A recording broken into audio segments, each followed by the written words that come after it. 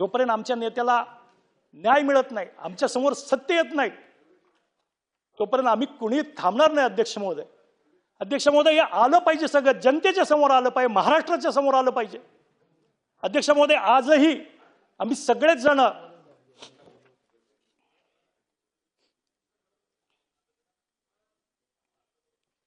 या प्रतीक्षेत आहोत.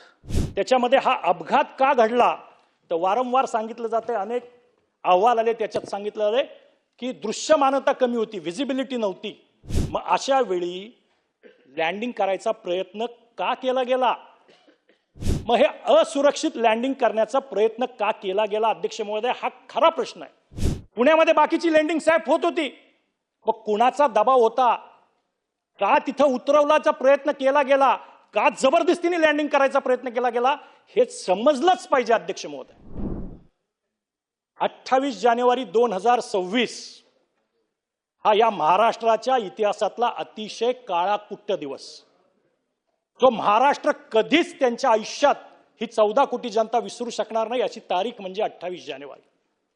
त्या दिवशी या महाराष्ट्राच्या राजकारणातील अतिशय दैदिप्यमान असा तारा या क्षितिजावरून निखळला आणि आपल्यातून आपल्या सर्वांचे लाडके दादा, महाराष्ट्राचे दादा आपल्याला सोडून गेले. हे दुःख महाराष्ट्रातल्या 14 कोटी जनतेला आहे. उभा महाराष्ट्र हळहळला. आजपर्यंत महाराष्ट्राच्या इतिहासामध्ये अगदी ज्या माणसाला स्वतःचं घर नाही, ज्याच्याकडं कुठली साधन सामुग्री नाही, त्यांनी पेपर मधला दादांचा फोटो त्या ठिकाणी अडकून श्रद्धांजली वाहताना आपण सर्व महाराष्ट्राने पाहिलंय. पण अशा वेळी आमच्या सगळ्यांच्या मनात, मी एकटा बोलतोय इथं आमदार म्हणून, पण इथं राष्ट्रवादीचे बसलेले सगळे आमदार जेवढे आहेत त्यांचंही आणि महाराष्ट्रातल्या 14 कोटी जनतेच्या मनामध्ये काही प्रश्न आहेत. आम्ही सर्वांनी आमच्या नेता सुनेत्रा वहिनी पवार यांच्या नेतृत्वाखाली मुख्यमंत्री साहेबांना निवेदन दिलं, चौकशी करायची मागणी केली. सरकार, मुख्यमंत्री साहेब त्याच्याबद्दल अतिशय समक्षपणे आणि समर्थपणे ती सगळी चौकशी करतील याबद्दल आमच्या मनात पूर्ण खात्री आहे. त्यानंतर आम्ही सगळ्या आमदारांनी एक निवेदन केलं, ते सन्माननीय मुख्यमंत्री महोदयांना दिलं. मुख्यमंत्री महोदयांनी ते स्वीकारलं आणि आम्हाला आश्वासित केलं तेव्हा या संदर्भातली सखोल अशी चौकशी करून जे जे काही असेल ते समोर आणलं जाईल. पण महाराष्ट्रातल्या 14 कोटी महाराष्ट्रांच्या लोकांच्या मनामध्ये जे प्रश्न आहेत ते विचारले गेले पाहिजेत ना, त्याला वाचा फुटली पाहिजे. आणि म्हणून अध्यक्ष महोदय, मला असं विचारायचं आहे की हे सगळं होत असताना आम्ही सगळ्यांनीच ऐकलं की याच्यामध्ये ज्या गोष्टी होत्या त्याच्यामध्ये हा अपघात का घडला तर वारंवार सांगितलं जाते, अनेक अहवाल आले, त्याच्यात सांगितलं आले की दृश्यमानता कमी होती, व्हिजिबिलिटी नव्हती. विमानानं हा प्रश्न पडतो अध्यक्ष महोदय की अत्यंत कमी दृश्यमानता असताना हे मुख्य कारण सांगितलं जातं. मग अशा वेळी लँडिंग करायचा प्रयत्न का केला गेला? एक महाराष्ट्राचा नेता, उपमुख्यमंत्री त्या विमानात बसलेला आहे. अशा परिस्थितीत जर दिसत नाहीये तर मग विमान उतरवायचं डेअरिंग का केलं गेलं? का विमान वळवून दुसऱ्या एअरपोर्टकडे नेण्यात नाही आलं? का थोडा वेळ थांबवण्यात नाही आलं? हे प्रश्न आमच्या सारख्याला पडलेले आहेत. याची उत्तरं मिळाली पाहिजेत. अध्यक्ष महोदय, याची उत्तरं जोपर्यंत मिळत नाहीत तोपर्यंत महाराष्ट्राच्या मनाला शांती लाभणार नाही. अध्यक्ष महोदय, हे लँडिंग करण्यासाठी ही जी काही messrs VSR ventures private limited company होती, यांच्याकडून काही पायलटवर दबाव होता का की नाही तुम्ही उतरवलंच पाहिजे विमान, दिसत नसलं तरी? व्यवस्थापकाकडून काही दबाव होता का? याची ही चौकशी झाली पाहिजे, याची उत्तरं मिळाली पाहिजेत. अध्यक्ष महोदय, असं परिस्थिती असताना मग हे असुरक्षित लँडिंग करण्याचा प्रयत्न का केला गेला? अध्यक्ष महोदय, हा खरा प्रश्न आहे. हा महाराष्ट्राच्या 14 कोटी मनामनात पडणारा प्रश्न आहे की जर दादांसारखी अतिमहत्वाची व्यक्ती विमानात आहे तर असुरक्षित लँडिंग करायचा निर्णय का घेतला गेला? विमानानं बारामतीचं जर दिसत नव्हतं, लँडिंगला सुरक्षितता वाटत नव्हती, तर मग दुसऱ्या विमानतळाकडे का नाही विमान उतरवलं, वळवलं का नाही? या प्रश्नाचं उत्तर महाराष्ट्राला मिळालं पाहिजे अध्यक्ष महोदय. दुसरीकडे वळायच्या ऐवजी लँडिंगचा धोका का पत्करला गेला, असा काय दबाव होता? कारण तिथून पुणे तर 15-20 मिनिटावर परत फिरले असते तर 15-20 मिनिटाला आले असते. पुण्यामध्ये बाकीची लँडिंग सॅफ होत होती. मग कुणाचा दबाव होता? का तिथं उतरवण्याचा प्रयत्न केला गेला? का जबरदस्तीने लँडिंग करायचा प्रयत्न केला गेला? हे समजलंच पाहिजे अध्यक्ष महोदय. अध्यक्ष महोदय, सांगितलं काय जातं की बाबा विमानाची ह्या अपघाताची मालिकेच्या बाबतीत काय सांगतं की विमानाचा अप्रोच जो होता तो एका दिशेने होता. विमान रनवेच्या पासून विचलित झालं. काही लँडिंग होताना झाडाला किंवा इतर कशाला धडकलं गेलं. रनवेच्या डाव्या बाजूला ते गेलं, त्याच्यानंतर ते बाजूला कोसळलं आणि त्यानंतर विमानामध्ये आग लागली. ह्या सगळ्या गोष्टी सांगितल्या जातात, अनेक सगळ्यांनी ऐकल्यात. संपूर्ण महाराष्ट्राने देशाने हे सगळं पेपरमध्ये टीव्ही चॅनलवरती सातत्याने ऐकलं. याच्यावर अनेक दिवस चर्चा झाली. पण अध्यक्ष महोदय, या निमित्ताने काही प्रश्न आहेत. विमान मुंबईवरून बारामतीला जात होतं, त्याच्यासाठी विमानात जेवढं इंधन पाहिजे तेवढं होतं का त्याच्यापेक्षा अतिरिक्त भरलं होतं? मग अतिरिक्त इंधन जर भरलं असेल तर विमान डायव्हर्ट का नाही केलं? उतरवायचाच प्रयत्न का केला? रिपोर्टमध्ये हे कुठं आलंय का की इतक्या लिटर किंवा इतके गॅलन जे काही परिणाम असेल, आता आम्ही सगळे लेमॅन आहोत, पायलट क्षेत्रातले किंवा विमान क्षेत्रातले तज्ज्ञ नाही, आमदार म्हणून काम करतोय. पण जर इतकं गॅलन, त्याला परिमाण असतं गॅलनचं, इतकं गॅलन फ्यूल भरलं पाहिजे, इंधन भरलं पाहिजे, तर नक्की किती होतं? कमी होतं, बरोबर होतं का अतिरिक्त होतं? मग अतिरिक्त असेल तर अतिरिक्त का होतं? मग अतिरिक्त असताना सुद्धा लँडिंग तिथंच करायचा हट्ट का केला गेला? पुढच्या एअरपोर्टकडे का नाही गेलं? आम्हाला सगळ्यांना दादांचा स्वभाव माहिती आहे. अध्यक्ष महोदय, आदरणीय दादा इतके काटेकोर होते की थोडीशी गोष्ट जर नियमाच्या बाहेर, कायद्याच्या बाहेर जायला लागली तर दादा सांगायचे आपल्याला करायचं नाही. अशा परिस्थितीत हा हट्ट कुणी केला मग लँडिंगचा, दादांसारख्या महत्वाच्या व्यक्तीच्या वेळी? हे सगळं आम्हाला समजलं पाहिजे अध्यक्ष महोदय. आमची मागणी हीच आहे. सगळेच जण आपापल्या परीने दादांच्यासाठी प्रयत्न करतायत, पण याची उत्तरं समोर आली पाहिजेत. याच्यावरती चर्चा होतीये, सातत्याने चर्चा होतीये. महाराष्ट्राच्या मनात असंख्य वेदना आहेत आणि या वेदना सगळ्या त्याच वेळी थांबतील ज्यावेळी या सगळ्या प्रश्नांची उत्तरं आपल्याला मिळतील अध्यक्ष महोदय. त्यामुळे हा एक प्रश्न आहे की अतिरिक्त इंधन का भरलं गेलं होतं विमानात? काय गरज होती अतिरिक्त इंधन भरायची? अध्यक्ष महोदय, माझा पुढचा प्रश्न या निमित्तानं की ज्यावेळी हे विमान उड्डाण करणार होतो मुंबईकडून बारामतीकडे, त्यावेळी या उड्डाणाची सुरक्षा तपासणी ही झाली होती का? ती व्यवस्थित झाली होती का? ती कुणी केली होती? त्याचा अहवाल कुठे आहे? त्याचं सत्य समोर आलं पाहिजे. एखादी महत्वाची, अतिमहत्वाची व्हीआयपी व्यक्ती, एखाद्या राज्याचा मुख्यमंत्री, उपमुख्यमंत्री, अशी माणसं ज्यावेळी विमान प्रवास करतात त्यावेळी त्यांच्या विमानाची तपासणी करायची काही यंत्रणा आहे का? त्याची काही नियमावली आहे का? त्याची जबाबदारी कोणाची आहे? हे सगळ्याच्या सगळं आम्हाला समजलं पाहिजे अध्यक्ष महोदय. त्याच्यामुळे अध्यक्ष महोदय,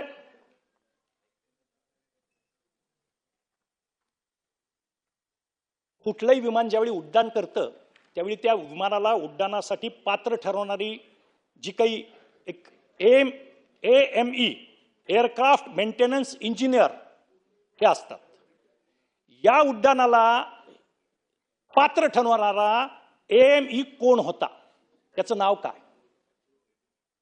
कुठला व्यक्ती होता की ज्यांनी हे क्लिअर केलं की हे विमान उड्डाणासाठी योग्य आहे? त्याचं नाव का समोर येत नाही? कोण हा इंजिनियर कोण आहे? एअरक्राफ्ट मेंटेनन्स इंजिनियर कोण आहे हे महाराष्ट्राला कळलं पाहिजे ना अध्यक्ष महोदय. विमान तेच होतं की शेवटच्या क्षणी विमान बदललं? कुठल्या विमानाला क्लिअरन्स दिला होता? कुठल्या विमानाची तपासणी झाली होती? हे सगळे गोष्टी ज्या आहेत या सगळ्या आमच्या मनामध्ये शंका करतायत अध्यक्ष महोदय. त्याच्यामुळं या सगळ्या गोष्टीचे अहवाल समोर आले पाहिजे, डिटेल अहवाल समोर झाले पाहिजेत आणि याची सखोल चौकशी झाली पाहिजे अध्यक्ष महोदय. अध्यक्ष महोदय, सगळ्यात महत्वाची गोष्ट जी आम्हा सगळ्यांच्याच मनाला पटत नाही, या महाराष्ट्रात सकाळी 6 वाजता कुठल्या रस्त्यावर ट्रॅफिक जाम होतं? आम्ही अनेक वेळा मुंबईमध्ये आलोय अधिवेशना, मुंबई आमचं घर नाहीये, मी पुण्याचा आहे, पण मुंबईमध्ये अधिवेशनाच्या निमित्तानं राहतो. सकाळी 6, 7:30, 7:30 पर्यंत मुंबईमध्ये कुठेही पीक आवर नाहीत, कुठेही ट्रॅफिक जाम होत नाही. मग जे नियोजित या विमानाचे पायलट होते ते असे कुठल्या ट्रॅफिक जॅम मध्ये अडकले होते की त्यांना बदलावं लागलं? शेवटच्या सणी हा क्रू बदलला का गेला? हा कुणाच्या आदेशाने बदलला गेला? कंपनीच्या कुणी हे आदेश दिले की क्रू बदलायचा आहे? याची सगळ्याची शहानिशा झालीच पाहिजे आणि याची सगळ्याची माहिती आम्हाला मिळाली पाहिजे अध्यक्ष महोदय. कारण सकाळी 6 वाजता वाहतुकीच्या मध्ये पायलट अडकले आणि त्याच्यामुळं नवीन पायलट आणि क्रू बदलण्यात आला. हेच मुळी संशयास्पद वाटतंय. कारण आम्ही सगळे सुद्धा रोज ट्रॅफिक मध्ये फिरतो, कुणालाही सकाळी 6 वाजता ट्रॅफिक मध्ये अडकत नाही. अडकला तर एखादा मिनिट ट्रॅफिक सिग्नलला, अर्धा तास ट्रॅफिक मध्ये अडकतो का आपण कुठे? आणि 6 वाजता कुठले ट्रॅफिक सिग्नल चालू असतात अध्यक्ष महोदय? त्याच्यामुळं याच्यामध्ये अतिशय मोठी संशयाची सुई त्या दिशेने फिरते की हे पायलट का बदलण्यात आले, याचं उत्तर आम्हाला मिळालंच पाहिजे अध्यक्ष महोदय. नाही चेतनजी, मुंबईचे 2 मंत्री आशिषजी शेलार आणि लोढासाहेब इथं आहेत. शेलार साहेब, एक गंभीर विषयावरती इथे लक्ष वेधतायत सभागृहाचं. तुम्ही मुंबईकर आहात, लोढासाहेब बी मुंबईकर आहेत, मी बी मुंबईकर आहे. त्याच्यामुळे सकाळी 6 वाजता ट्रॅफिक असतं का हे आपल्याला निदर्शन ते बोलतायत. आपण जरा लक्ष देऊन ऐका. अध्यक्ष महोदय, माझा कुणावरही कटाक्ष नाही. माझा कटाक्ष जो आहे तो त्या VSR व्हेंचर्स कंपनी आहे. कारण हे बदल शेवट त्या कंपनीचे ते सगळे कर्मचारी होते. त्या कंपनीने का बदलले आणि त्याच्यासाठी एवढं संशयास्पद कारण का दिलं, हा माझा मुख्य प्रश्न आहे अध्यक्ष महोदय. अध्यक्ष महोदय, DFDR आणि CVR याचा लॉंग फॉर्म आहे डिजिटल फ्लाइट डाटा रेकॉर्डर आणि कॉकपिट व्हॉइस रेकॉर्डर. यांच्या डिकोडिंग बद्दल काय माहिती आहे, त्याची अद्ययावत माहिती काय आहे, ही संपूर्ण महाराष्ट्राच्या समोर आली पाहिजे अध्यक्ष महोदय. कारण एक गोष्ट आहे, हे सामान्य माणसाला कळत नाही, सामान्य माणसाला त्यातलं काही समजत नाही. आम्हाला एकच गोष्ट कळते, आमचे दादा गेलेत, त्याचं कारण आम्हाला कळलं पाहिजे की नक्की काय झालं होतं, कशामुळे हे घडलं, कशामुळे हा सगळा प्रकार घडला, हे महाराष्ट्रातल्या जनतेला आणि राष्ट्रवादीच्या आणि या सभागृहातल्या सर्व आमदारांना समजलंच पाहिजे. ही आमची मागणी आहे अध्यक्ष महोदय. अध्यक्ष महोदय, हे सगळं एवढं घडलं, एवढं सगळं झालं. आमचे नेते जयदादा यांनी एक व्हिडिओ सुद्धा पोस्ट केला. त्याच्यामध्ये तो कंपनीचा मालक विमान उडत असताना झोपलाय. काय चौकशी झाली पुढे? काय कारवाई झाली पुढे? का चौकशी होत नाहीये? का कारवाई होत नाहीये? त्यांची काही विमानं थांबवली, 2-4. संपूर्ण विमानांची चौकशी का नाही झाली? कारण अनेक ठिकाणी त्याच्यात आलं की त्यांचे उड्डाणाचे तास भरून गेले होते तरी त्याचा मेंटेनन्स होत नव्हता. संपूर्ण फ्लीट ग्राउंड का करण्यात आली नाही या कंपनीची? का या सगळ्याची चौकशी झाली नाही? का प्रत्येक विमानाची बारकाईने तपासणी झाली नाही? काही दिवसापूर्वी मुख्यमंत्री महोदयांनी सुद्धा याच कंपनीचं विमान वापरलं होतं. त्याच्या आधी एकनाथ शिंदे साहेब मुख्यमंत्री असताना याच कंपनीचे विमान वापरत होते. एवढ्या महत्वाच्या व्यक्ती या विमानातून प्रवास करतात, तरी सुद्धा यांच्याकडे जर मेंटेनन्स मध्ये एवढी दिरंगाई हलगर्जी होत असेल तर यांच्यावरती कारवाया का होत नाहीयेत अध्यक्ष महोदय? का यांची सगळी फ्लीट ग्राउंड केली जात नाहीये? का यांच्या सगळ्या विमानांना थांबवून त्यांची पूर्ण चौकशी, सखोल चौकशी केली जाते? हा प्रश्न आहे अध्यक्ष महोदय. अध्यक्ष महोदय, कारण काही सांगूत, प्रत्यक्षदर्शी असं सांगतात आणि आम्ही सगळ्यांनीही टीव्ही चॅनलला बघितलंय की विमानामध्ये स्फोट झाले, अनेक स्फोट ऐकू आले. मग त्या विमानामध्ये इंधनाव्यतिरिक्त इतर काही अज्ञात असा माल, कार्गो भरला होता का? आधी स्फोट झाले, लोकांचं म्हणणं आहे. आम्हाला स्फोटाचे आवाज ऐकू आले. शेवट प्रत्यक्षदर्शी जे सांगतायत, तिथले राहणारे गोजूबावीचे नागरिक, पत्रकार त्यांचे सगळ्यांचे इंटरव्ह्यू घेतायत, ते ऑन कॅमेरा सांगतायत. मग असा काय त्याच्यामध्ये अज्ञात असा माल भरलेला होता, कार्गो भरलेला होता की ज्याच्यामुळे हे सगळ्या गोष्टीचे स्फोट झाले? याच्या संदर्भात काय, कोण खुलासा करणार, कधी खुलासा करणार, महाराष्ट्राच्या जनतेला याचं उत्तर कधी मिळणार? अध्यक्ष महोदय, आज आपल्या मार्फत आमची मागणी आहे की ही चौकशी तडीला लावली पाहिजे, या सगळ्या प्रश्नाची उत्तरं आम्हाला मिळली पाहिजे. अध्यक्ष महोदय, दादांच्या उपमुख्यमंत्री असताना ते विमान प्रवास करणार होते. माझी अशी मागणी आहे, माझी आपल्याकडे विचारणा आहे की ह्या सगळ्या जेव्हा मोठे सगळे VIP ज्यावेळी जातात त्यावेळी त्यांच्या विमानाची तपासणी करण्याची किंवा त्याचं काही करण्याची कुठली यंत्रणा शासकीय आहे का? असल्यास अजितदादांचं विमान ज्यावेळी नियोजित हा प्रवास करणार होतं त्यावेळी सरकारी यंत्रणांनी त्या सगळ्याची तपासणी केली होती का? त्यांनी काय त्याच्यात फाइंड आउट केलंय त्याची माहिती सांगा ना आम्हाला अध्यक्ष महोदय. कारण एवढे अतिमहत्वाच्या व्यक्ती ज्यावेळी जातील तेव्हा मला असं वाटत नाही की आपण काहीच करत नसतो. त्या कंपनीकडून किंवा त्या एजन्सीकडून किंवा तिथल्या त्या इंजिनियरकडून कसलेच आपण अहवाल पडताळून पाहत नसू. आणि असं जर असेल दुर्दैवानं तर हे अतिशय गंभीर आहे. हे बघितलं गेलं पाहिजे ना, हे सगळं आपली यंत्रणा पाहिजे ना. त्याच्यामुळे याच्यावरती खुलासा झाला पाहिजे अध्यक्ष महोदय. ही माझी आपल्याकडे आग्रही मागणी, आमच्या सर्व आमदारांच्या वतीनं आग्रही मागणी. आता या VSR कंपनीवरती का कारवाई होत नाही, का उशीर होतोय? अपघात झाला हे तर स्पष्ट आहे, क्रू बदलला गेला होता हेही स्पष्ट आहे. मग या कंपनीवरती, कंपनीच्या मालकांवरती का कारवाई होत नाही? त्यांची चौकशी का होत नाही? त्यांची सखोल चौकशी का होत नाही? त्यांच्या नार्को टेस्ट केल्या पाहिजेत अध्यक्ष महोदय. हे जे पायलट बदलले गेले, त्या 2 पायलट जे सांगतायत की वाहतुकीत सापडलो, त्यांच्या पण नार्को टेस्ट करा ना. त्यावेळी सत्य समोर येईल की हे खरंच ट्रॅफिक मध्ये सापडले होते का यांना कोणी सांगितलं होतं तुम्ही जायचं नाहीये तिथं म्हणून. तेव्हा अध्यक्ष महोदय, या सगळ्या गोष्टी ज्या आहेत या गोष्टींवरती प्रकाश पडला पाहिजे. ही माझी आपल्याला 14 कोटी महाराष्ट्रातल्या जनतेच्या वतीनं आज आग्रही मागणी आहे अध्यक्ष महोदय आपल्याकडे. अध्यक्ष महोदय, याच्यामध्ये अनेक बाबी आहेत. माझ्याकडे आता एवढ्या बाबी आहेत की बोलायला लागलो तर 4 तास सुद्धा पुरणार नाहीत अध्यक्ष महोदय. अध्यक्ष महोदय, आमचा स्पष्ट त्याच्यातून एक आहे की या विमान कंपनीने सुरक्षा मानांकनाकडे दुर्लक्ष केलंच होतं. हे आमचा स्पष्ट आरोप आहे. या कंपनीची विमानं खराब असताना सुद्धा ही कंपनी सेवा देत होती. या कंपनीची विमानं हवेमध्ये उडत होती जेव्हा की त्यांची मेंटेनन्सची जी काही मर्यादा आहे ती ओलांडली गेली होती. त्यांच्या इंजिनच्या मेंटेनन्स असतील, त्यांचे बाकीचे मेंटेनन्स असतील, याच्या सगळ्या सीमा ओलांडल्या होत्या. यापूर्वी सुद्धा या कंपनीच्या विरोधात अनेकदा तक्रारी झाल्या होत्या. पण कुणाचा वरद असतं या कंपनीला की त्या तक्रारींकडे कानाडोळा केला गेला अध्यक्ष महोदय.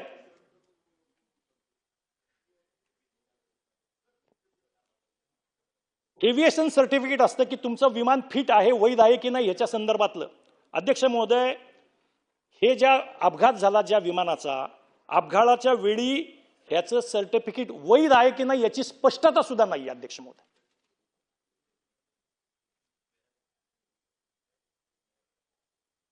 फिटनेस प्रमाणपत्र जे पाहिजे ते फिटनेस प्रमाणपत्र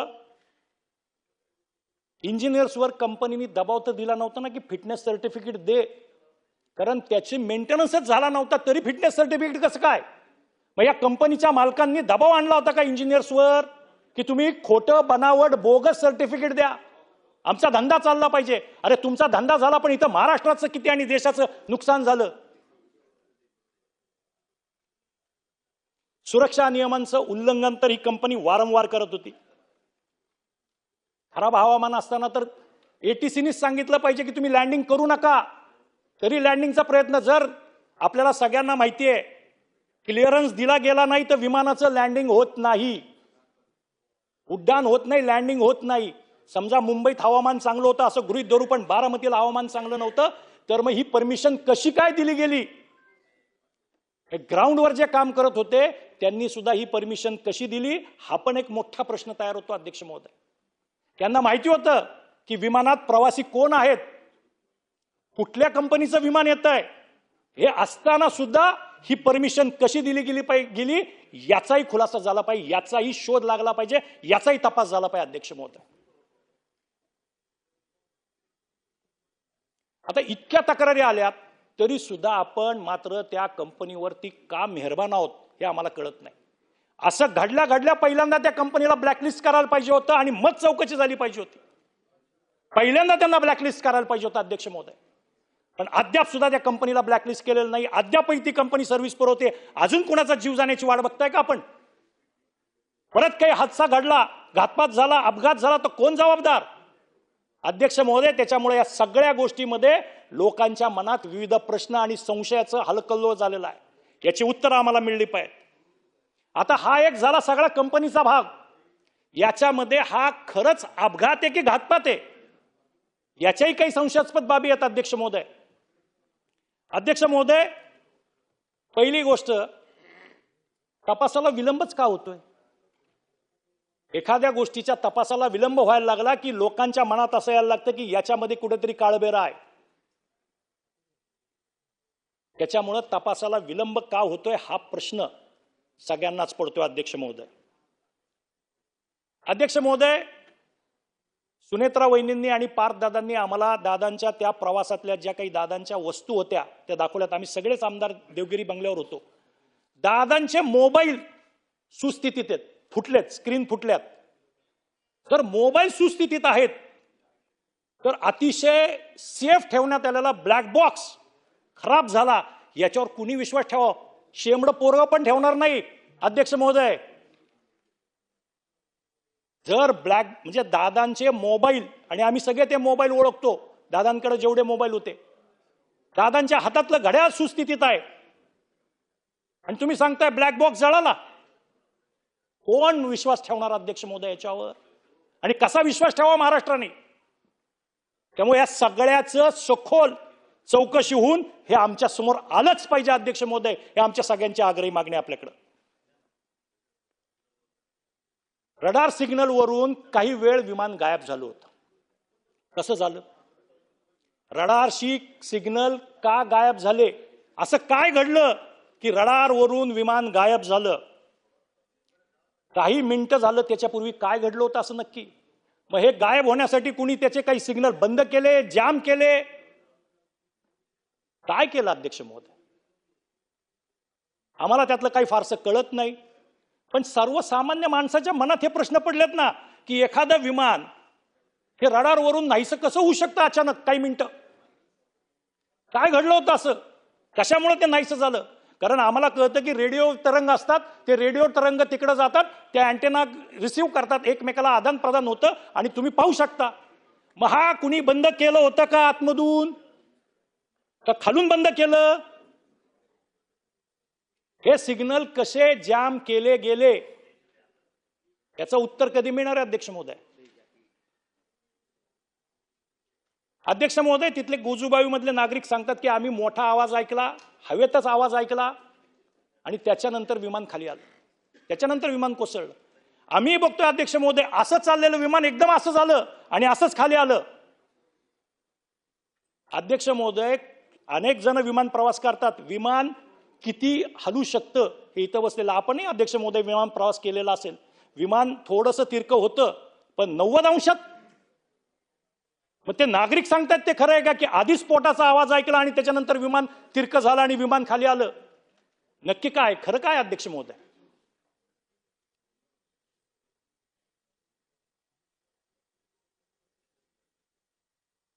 त्यामुळं अध्यक्ष महोदय, तिथं प्रत्यक्षदर्शी जे आहेत, साक्षीदार जे आहेत आणि आता जे समोर येते त्याच्यामध्ये तफावत आहे. त्यांच्या जबाबात आणि याच्यात सगळ्यात तफावत येते. ही तफावत काय येते? आपल्या तपास यंत्रणा वेगळं सांगतायत, प्रत्यक्षदर्शी वेगळं सांगतायत, नागरिक वेगळं सांगतायत, एअरपोर्टच्या शेजारी राहणारे वेगळे सांगतायत. या सगळ्या गोष्टी वेगवेगळ्या प्रकारे समोर येत आहेत आणि त्याच्यामुळे संशयाचं धुकं अधिक दाट होत चाललेलं. असं वाटतंय महाराष्ट्रातल्या जनतेला की कुठेतरी हलगर्जीपणा होतोय. तो प्रशासनाचा होतोय, पोलिसांचा होतोय, सगळ्यांचाच होतोय, अशी एक शंका आज महाराष्ट्राच्या मनामध्ये घर करू लागलेली आहे. आणि त्याच्यामुळे याचा तपास लवकर व्हावा, विलंब होऊ नये आणि जे सत्य आहे ते समोर आलं पाहिजे. जोपर्यंत आम्हाला आमच्या नेत्याच्या या अपघाताचं सत्य कळणार नाही तोपर्यंत आम्ही शांत बसणार नाही अध्यक्ष महोदय. आम्ही तो लढा शेवटच्या क्षणापर्यंत देत राहू, शेवटच्या श्वासापर्यंत देत राहू. पण आमच्या समोर सत्य आलंच पाहिजे अध्यक्ष महोदय, ही आमची आग्रही मागणी आहे. खरं तर आम्ही मुख्यमंत्री महोदयांकडे याचा सीबीआय कडून तपास व्हावा याची मागणी पूर्वच केलेली आहे. पण गरज पडल्यास आंतरराष्ट्रीय तपास यंत्रणा, ज्याला आपण NTSB म्हणतो, त्यांना सुद्धा पाचारण केलं जावं. त्यांच्या सगळ्या तज्ज्ञांची मदत घेतली जावी आणि नक्की काय घडलं होतं आणि कशामुळे हे घडलं याच्यावरती प्रकाश पडलाच पाहिजे. याची संपूर्ण सखोल चौकशी होऊन आमच्या पुढे सगळं आलंच पाहिजे. हे आमची आपल्याकडे आग्रही मागणी. खूप साऱ्या गोष्टी त्याच्यामध्ये बोलता येईल. तांत्रिक विश्लेषण झालं पाहिजे, फॉरेन्सिक ऑडिट झालं पाहिजे, सायबर अँगल होता का त्याच्यामध्ये, काय एखादा सायबर अटॅक होता का याची माहिती आम्हाला मिळली पाहिजे. त्याचप्रमाणे या सगळ्यामध्ये हे धागेदोरे कुठे आहेत याची माहिती घेतली पाहिजे. देशात आहेत, देशाबाहेर आहेत, आंतरराष्ट्रीय आहेत, काय नक्की आहे हे कळलं पाहिजे ना अध्यक्ष महोदय. महाराष्ट्राने एक मोठा नेता गमावलाय. महाराष्ट्राचा उद्याचा उशक्काला आपण गमावलेला आहे. हे समोर आलं पाहिजे अध्यक्ष महोदय. आणि या सगळ्यासाठी आपण सर्वांनीच मिळून, या सभागृहांनी मिळून प्रयत्न केले पाहिजेत असं मला वाटतं. अध्यक्ष महोदय, खूप साऱ्या गोष्टी आहेत, पण आम्हाला असं वाटतं की हे सगळे जे अहवाल आलेले आहेत त्या अहवालावरती तज्ज्ञ चर्चा करतायत, त्याची कारण मीमांसा करतायत, पण अनेक गोष्टी त्या सामान्य बुद्धीला सुद्धा पटत नाहीत. म्हणजे एक साधी गोष्ट आहे की आम्ही ज्यावेळी बघतो की दादांनी घातलेलं जॅकेट सुद्धा अर्ध जळलेलं आहे, अर्ध आहे, तर ब्लॅक बॉक्स संपला आणि त्याच्यातून आता काही डेटा रिकव्हर करता येत नाही, तो परदेशात पाठवावा लागतोय. याच्यावर विश्वास नाही बसत अध्यक्ष महोदय. त्यामुळे शेवट ही न्यायाची आणि सत्याची लढाई आहे आणि ही न्यायाची आणि सत्याची लढाई आम्ही लढत राहू. जोपर्यंत आमच्या नेत्याला न्याय मिळत नाही, आमच्या समोर सत्य येत नाही, तोपर्यंत आम्ही कुणी थांबणार नाही अध्यक्ष महोदय. अध्यक्ष महोदय, हे आलं पाहिजे, सगळं जनतेच्या समोर आलं पाहिजे, महाराष्ट्राच्या समोर आलं पाहिजे. अध्यक्ष महोदय, आजही आम्ही सगळेच जण